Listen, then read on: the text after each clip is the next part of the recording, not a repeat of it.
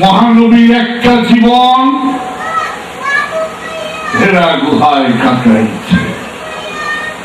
১,৫০০ বছর আগে ২,৫০০ ফিট উঁচায় জাবালুল নূর পর্বতের হেরা গুহার মধ্যে মহানবী ১৫ বছর ১ মাস ১৯ দিন ধ্যান সাধনা করেছে।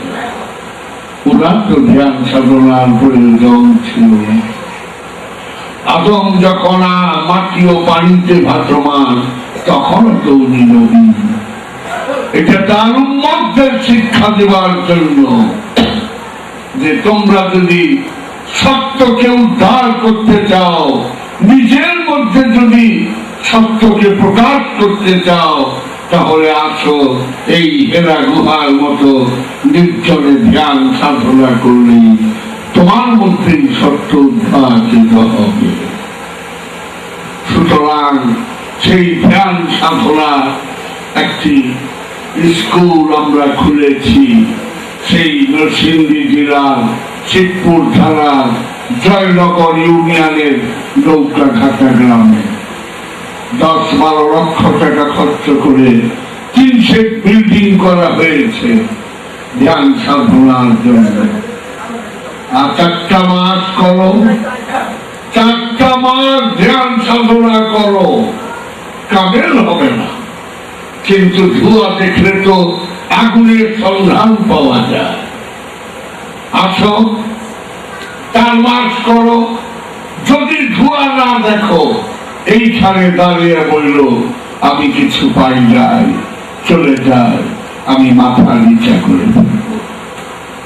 সুতরাং যা কিছুই পাবে প্র্যাকটিক্যাল। আমার নবী যে হেরা গুহায় মোরাকাবা করছে, নবুয়ত তো উনি বাকিতে পায়নি, নগদ পেয়েছেন। আল্লাহর কোরআন তো বাকিতে পায় নাই, নগদ পেয়েছেন। জিবরিল আমিনের দেখা তো বাকিতে না, নগদ। সুতরাং কাবায় শরীয়ত, হেরা গুহায় মানে ওই রকম হেরা গুহার মতো নির্জন স্থানে মাত্র 4টা মাস সর্বদিন বুয়ারি শাকানন্দার পানিপথি সেই নদী ফাঁকি করে দেখো, না পাও আমার ফেলে চলে যাও, অবশ্যই পাবে। এটি সাধনার মূল কথা। এই ধ্যান সাধনা করেই এক একজন অলি হয়েছে। আগেরকার দিনে গাউসে হাসান গাউসে পাক যিনি মাতার জাত অলি, আমরা বই পড়লে দেখি উনিও 23 বছর নির্জনে কাটাইছে। খাজা বাবায় 12 বছর প্রত্যেকে। সুতরাং যা কিছুই পাবেন ধ্যান সাধনা ছাড়া অসম্ভব। না হয় কতটি কথা শিখবেন, এই কথা লই কথার গাছটি লই ফিরবেন, ঝগড়া ঘাটি এই সেই করবেন। কিন্তু সত্য যদি পেতে চান, সেই সত্য আপনারই মধ্যে ঘুমিয়ে রয়েছে। এই সত্যকে উদ্ধার করতে হলে নিজের মধ্যেই ফুটিয়ে তুলতে হবে। বাহিরে সেফা, বাহিরে জাত নাই।